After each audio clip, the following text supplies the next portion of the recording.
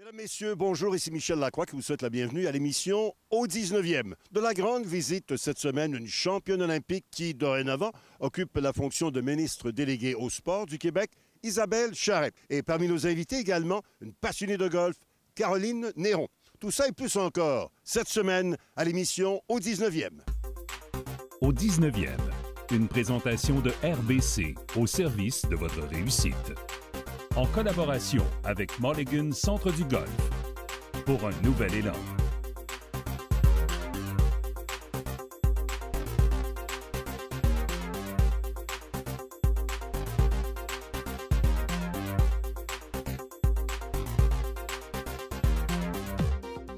La rencontre de la semaine est une présentation du club de golf Atlantide, plongé dans le monde de l'Atlantide. En compagnie de Caroline Néron. Caroline, bienvenue à l'émission au 19e. Eh bien, merci. On fait un petit clin d'œil, un retour avec le journal golf Ça en fait 2000. longtemps, ça, là. Et là, ça dit coup de cœur. On est toujours en amour avec le golf? Un peu moins. Je vais t'expliquer pourquoi.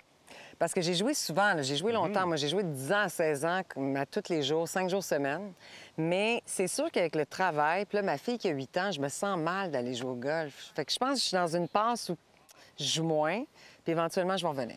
Est-ce qu'on va l'initier au golf, mademoiselle? Oui, j'aimerais ça l'initier. Pas là, être une artiste, ma fille. Okay. Fait que là, déjà, j'ai le tennis, le golf éventuellement, mais je sais pas si ça va avoir mauvais caractère comme moi j'avais au golf.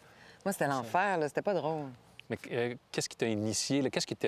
Comment tu as eu la piqûre, finalement? Bien, c'est mes parents. Mes parents, on habitait sur le bord du golf à Boucherville. Fait qu'on a été membres très jeunes.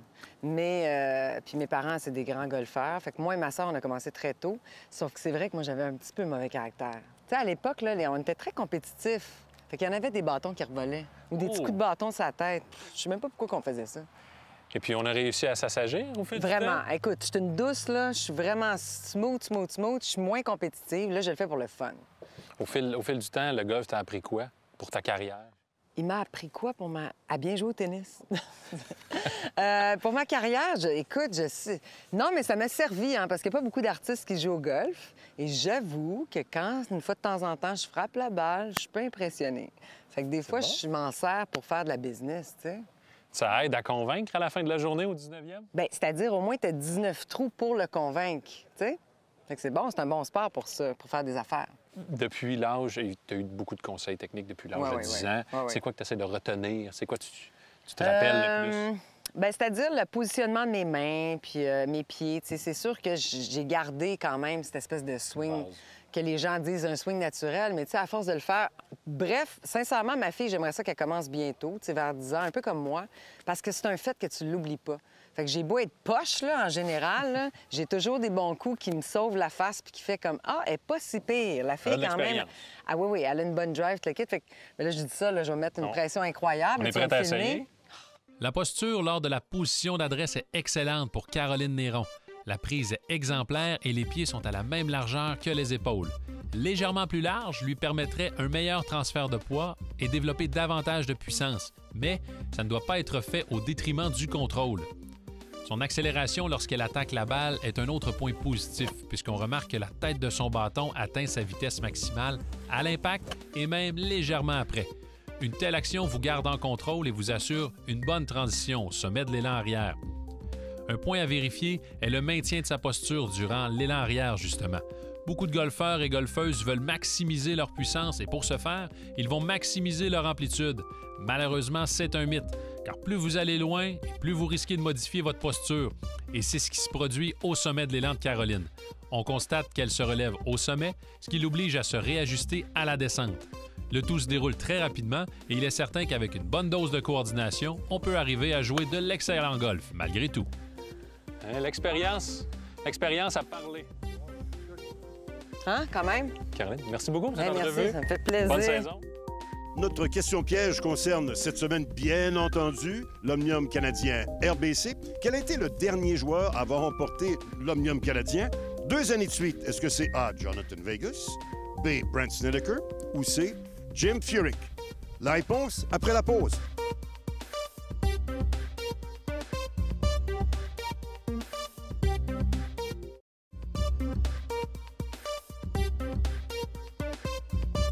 Autre question, quel est le dernier joueur à avoir remporté l'Omnium canadien RBC 2 années de suite? La réponse, c'était A. Jonathan Vegas, il a remporté l'Omnium canadien 2 années de suite, a totalisé moins 33, et dans les 2 cas, le tournoi s'était déroulé du côté de Glen Abbey.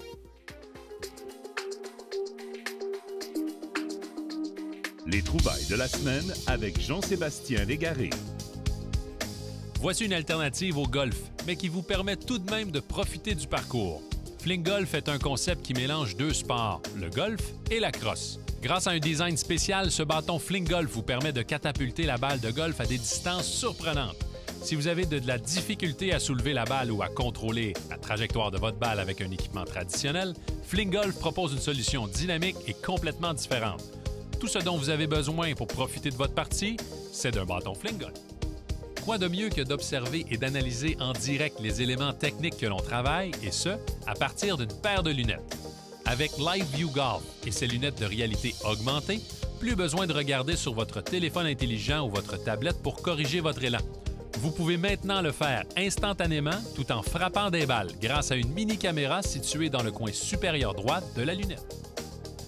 Le système de coup roulé Spider est un outil éducatif portatif qui vous permet de parfaire la combinaison de 2 éléments, alignement et vitesse de coup roulé.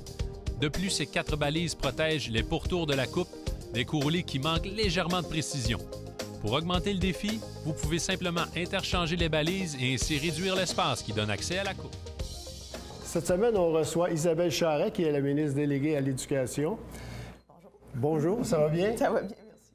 Parler de golf, est-ce que c'est un petit peu étrange pour vous? Ou... Bien, oui et non. J'ai eu la chance d'être chef de mission adjointe pour les Jeux de Rio. Donc, on sait que le golf faisait son grand retour aux Jeux olympiques sur le programme. Alors, oui, j'ai eu à parler un peu de golf. Bon, c'est pas une discipline dans laquelle je participe beaucoup, mais il reste que j'ai habité sur un terrain de golf ici à Bromont. Alors, oui, il m'arrive d'en parler à l'occasion. Puis, quelle a été votre réaction, justement, en 2016? Vous qui êtes une triple médaillée olympique, quelle est votre réaction quand vous voyez comme un sport comme le golf est aux Jeux olympiques? Bien, moi, j'ai trouvé ça super intéressant. J'ai vraiment accueilli de façon favorable la revenue du golf sur le programme olympique. Je pense que ça a été une occasion aussi. On sait quand un sport est olympique, il y a plus de moyens qui sont donnés pour les athlètes, que ce soit dans le support technique, dans l'équipe de soutien en entraînement et tout ça. Alors, je pense que pour les athlètes canadiens et québécois, je pense qu'il y avait 7 Québécois qui étaient sur le programme de l'équipe nationale. Alors, je pense que c'est une façon, justement, de faire développer le sport. Au niveau de l'économie, l'économie du golf a connu des embêtements un peu, là. Quand on regarde depuis 2008, il y a eu la crise et ensuite, les clubs de golf ont eu de la difficulté. Qu'est-ce que le gouvernement du Québec peut faire pour aider justement les clubs de golf à passer au travers cette période-là? Bien, moi, si je parle davantage de mes dossiers, donc étant au ministère de l'Éducation, puis je travaille plus sur l'aspect de sport, activité et loisirs, c'est sûr qu'il y a des sommes qui sont consenties justement pour faire développer le sport. Je pense que c'est une façon aussi d'augmenter l'achalandage sur les terrains. Alors, pour ma part, c'est comme ça. On peut contribuer. On le fait à plusieurs milliers de dollars à chaque année, que ce soit en s'impliquant dans la promotion de tournois, les jeunes athlètes aussi qui sont soutenus à travers différents programmes, sport-études entre autres. Alors, je pense que pour mon ministère, c'est une façon d'aider, mais je pense que je suis très ouverte à l'idée d'avoir de nouveaux programmes, de nouveaux projets. Alors, s'il y a des choses qui m'apparaissent, bien, je suis très ouverte à y travailler. Bien, quand on regarde un peu ce qui se fait au niveau scolaire, le golf dans les écoles, où les enfants les plus jeunes commencent à pratiquer le golf, et ensuite de ça, bien évidemment, les golf-études, les programmes golf-études, le gouvernement, je pense, est capable de contribuer pas mal là-dessus. Oui, bien, tout à fait. En fait, le sport-études relève des fédérations. Donc, on travaille en partenariat avec les fédérations. Ce sont elles qui mettent en place toute la structure sport-études, golf-études. Je pense que le programme a évolué beaucoup depuis les dernières années. De plus en plus de jeunes sont intéressés par cette discipline-là. Alors, effectivement, c'est une avenue qu'on peut poursuivre et qu'on veut poursuivre parce que je pense que c'est une super belle discipline pour les jeunes. Vous voyez une fenêtre, on dirait, là, actuellement, pour les jeunes? Bien, je pense que peu importe les passions qu'on développe, c'est une façon de stimuler ou de pousser la persévérance scolaire. Je pense que quand on parle au gouvernement d'ajouter 1 heure en parascolaire ou secondaire, bien, une activité comme le golf peut faire partie de ces activités-là, définitivement.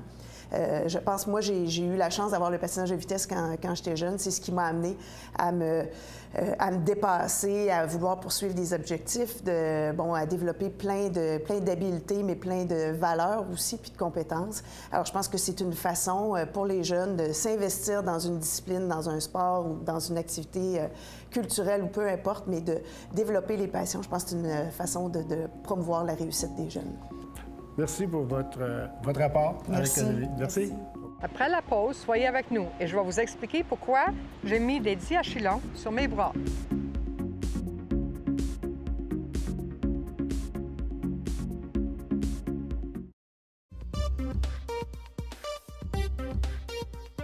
Ce conseil de golf est une présentation du nouveau bois de départ Epic Flash de Callaway.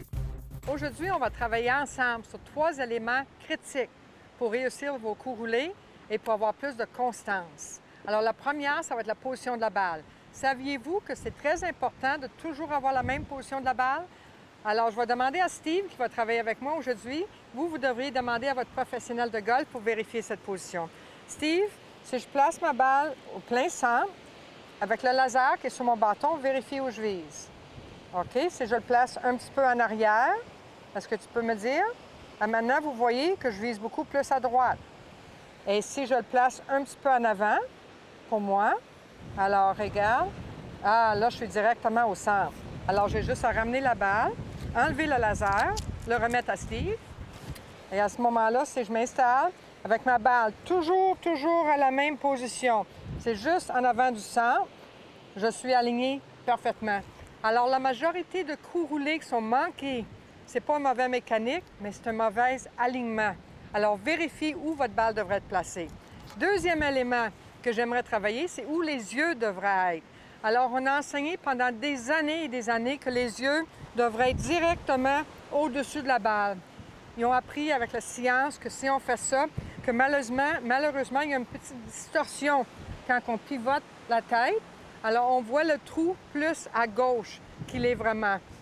Alors, 85 des professionnels, maintenant, se placent pour que les yeux soient une balle en arrière et pas directement au-dessus. Alors, si je place une balle directement ici, dans mon position d'adresse, et je l'échappe, alors vous voyez, j'avais la balle à tomber juste en arrière. Alors, on veut soit une balle qui tombe, une balle ici derrière, mais jamais en avant et jamais ici en arrière. Ça, c'est très important. Alors, les yeux sont bien positionnés. Maintenant, quelque chose que les gens oublient, c'est les yeux, il faut qu'ils soient parallèles à la ligne de visée. Alors, si j'installe un miroir au sol et je prends ma position d'adresse, regardez ici, mes yeux, il faut qu'ils soient parallèles. Si ma tête est moindrement croche et les yeux sont croches, ça fait une distorsion encore sur l'alignement. Alors, c'est la deuxième fois que je vous dis, l'alignement, c'est extrêmement important. Alors, on a parlé de l'alignement de la face du bâton, la position de la balle, on a parlé des yeux. Et maintenant, qu'est-ce qui est important? Le troisième facteur, c'est comment se placer les bras. Voici un truc que vous allez adorer. Prenez votre bâton, putter, votre fer droit, devant vous. OK? Les coudes, on les tourne vers le bas. Ramène les bras vers vous. Et regardez, j'ai placé des diachylons avec des petits points pour que vous voyez comment vos bras devraient être placés. Ça préconise un mouvement de rotation d'épaule comme le suivant. Regarde mes épaules, comment ils tournent. Si je prends qu'est-ce que je vois sur la majorité des amateurs, ils placent leurs bras comme ça. Et là, c'est un mouvement de bras et de poignets. Regarde sur le tour. Ils pratiquent pour toujours faire leur coup roulé, le mouvement avec une rotation d'épaule. Alors, je le fais une dernière fois et vous pouvez le faire chez vous en plaçant les bras devant vous. Tournez les coudes vers le bas, ramenez-les vers vous. Alors, c'est ancré sur le tronc et c'est très, très, très facile à faire une rotation d'épaule. Alors, 3 points à surveiller. Position de la balle, les yeux où qui tombent par rapport à la balle et le mouvement des bras. Je vous souhaite une bonne pratique et je vous garantis, si vous travaillez ces 3 points critiques, que vous allez avoir beaucoup plus de constance dans vos coups roulés. Mulligan Centre du Golf présente la capsule équipement. Mulligan Centre du Golf pour un nouvel élan. Salut tout le monde! Cette semaine, on entre dans le monde des fers et ce, pour les 3 prochaines semaines. Sylvain, on s'attaque à la catégorie développement, le plus d'indulgence pour les golfeurs. Et corrige-moi si je me trompe, mais on offre de beaucoup de technologies dans un fer de plus en plus traditionnel. Écoute, si on recule 10 ans en arrière, les fers qui avaient un look traditionnel étaient très, très durs à jouer. Maintenant, une nouvelle technologie, les fers indulgents avec un look traditionnel. Donc, on a le meilleur des deux mondes. On dépose le bâton au sol, on a confiance, on part du bon pied. Parlant de partir du bon pied, on commence chez TaylorMade avec les nouveaux fers M6. Oui, les nouveaux modèles avec la technologie Speed Bridge qui aide le golfeur à frapper la balle. Le centre est attaché, ce qui vient solidifier le haut de la tête. Ça vient éliminer les mauvaises vibrations provenant du bord supérieur. Ça fait en sorte que le son et les sensations sont optimisés pour un fer de cette catégorie. Pas seulement au niveau de l'impact, mais également au niveau des autres technologies. Le fait que la structure soit plus rigide rend la technologie Speed Pocket encore plus efficace qu'avant. Bon point.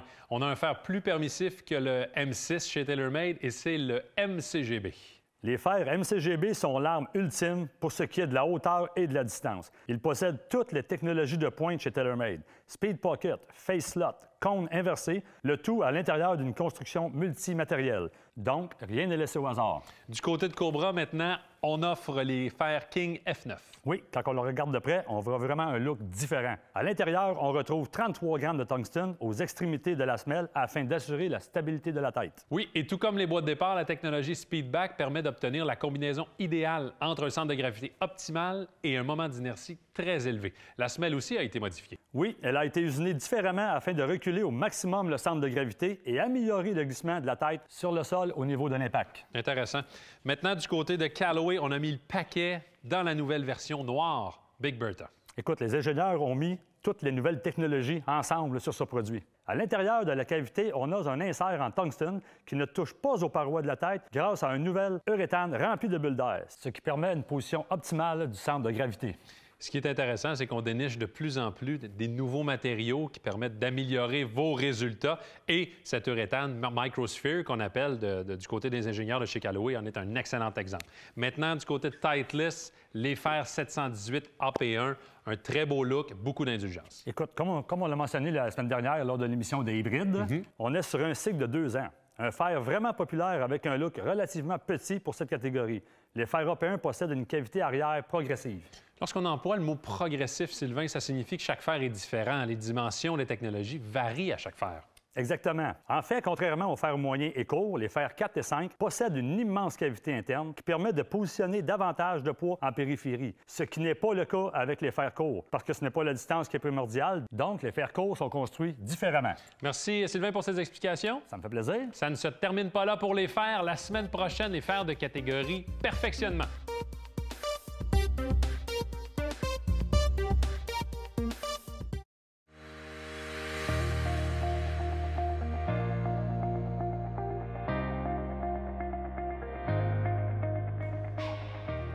Cette semaine, au 19e, visite la magnifique région de la Mauricie, et particulièrement le Dumoulin.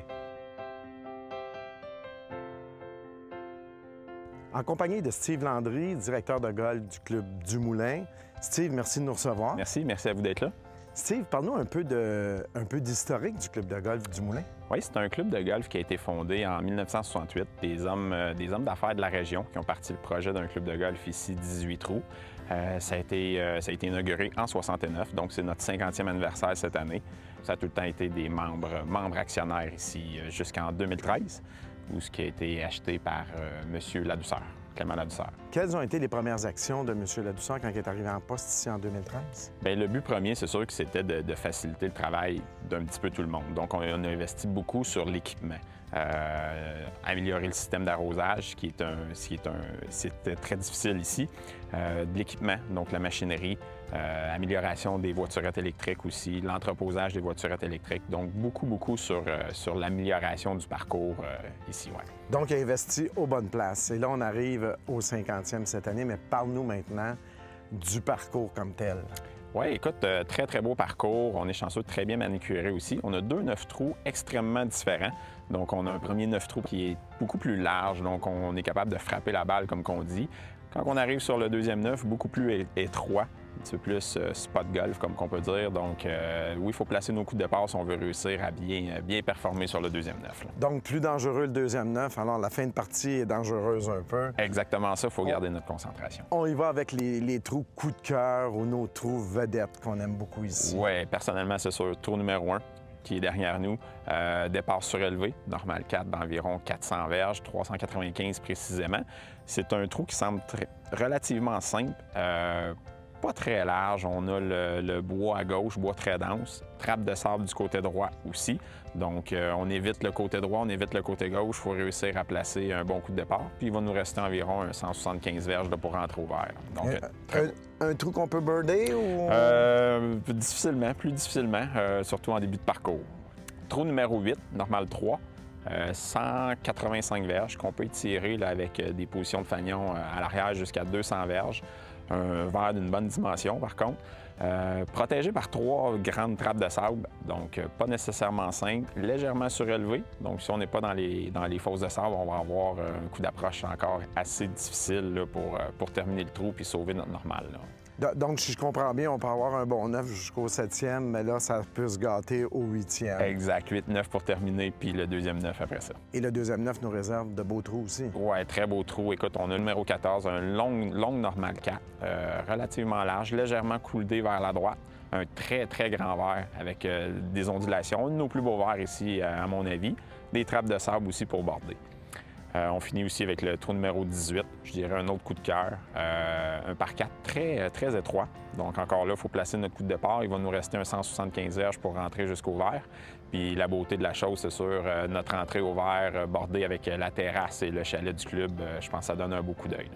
Qu'est-ce qu'on s'attend pour 2019? Il va y avoir sûrement des festivités. Exact, c'est notre 50e, donc on prépare différents projets, quelques fêtes, des surprises aussi pour les membres. On essaie de vouloir respecter nos membres le plus possible, vouloir valoriser nos membres. Donc oui, beaucoup de festivités en cours là, pour 2019. Steve, merci beaucoup. Merci à vous. Merci d'avoir été au 19e. Merci. Et voilà, c'est déjà tout pour l'émission numéro 7 de la saison. Au 19e, la semaine prochaine, vous êtes conviés à rencontrer Marie-Ève Dicker, qui a été la première Québécoise à emporter un titre mondial sur la scène de la boxe professionnelle. On va aussi parler de la mode au cours de la prochaine saison. Tout ça et plus encore la semaine prochaine à l'émission Au 19e. Au revoir tout le monde. Au 19e vous a été présenté par RBC, au service de votre réussite. En collaboration avec Mulligan Centre du Golf. Pour un nouvel élan.